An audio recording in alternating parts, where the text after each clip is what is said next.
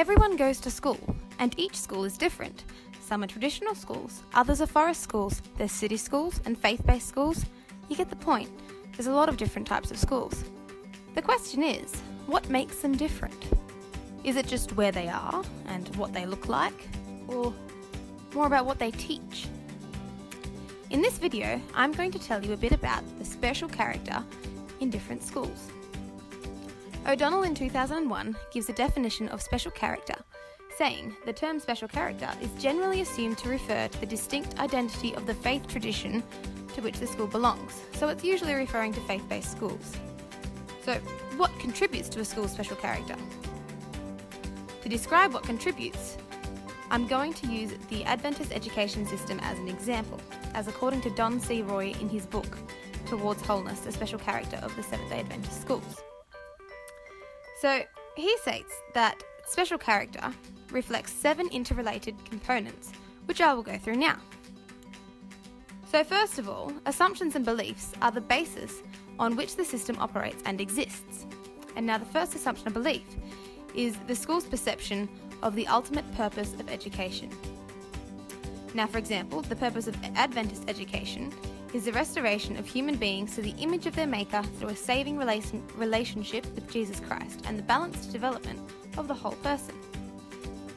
Now, the second belief and assumption is how the school understands the nature of knowledge.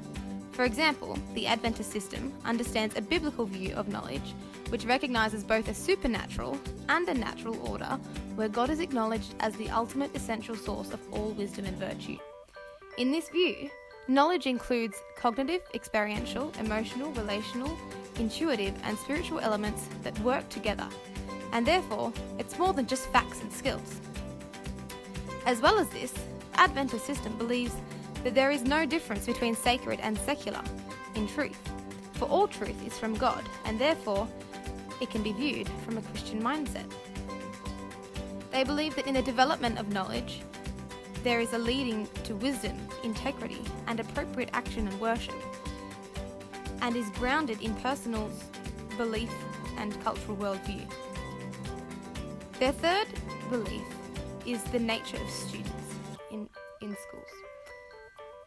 In the Adventist system, they recognise students as uniquely created in God's image. They are completely dependent on Him as the source of life, truth, meaning, understanding, and purpose.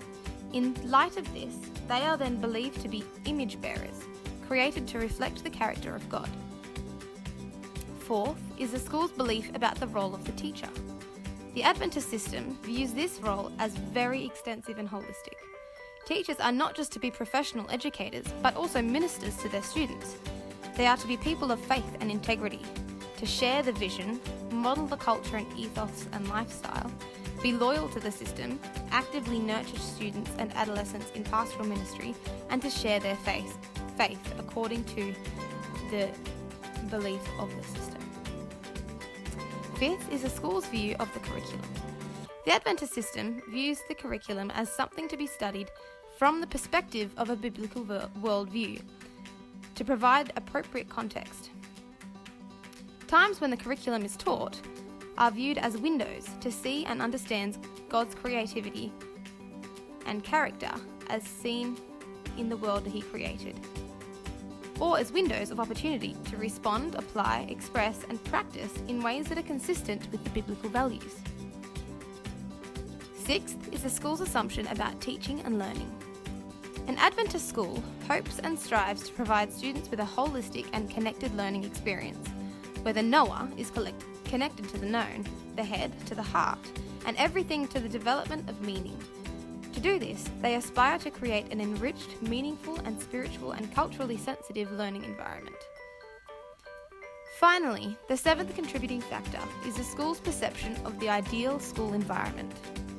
In the Adventist system, ideal school life is viewed as a holistic learning environment based on a delicate balance between study, worship, labour, and recreation. It is a community that nurtures and is rooted in spirituality, industry, a spirit of cooperation, and a sense of safety and security, as well as a respect for the diversity of individuals and cultures.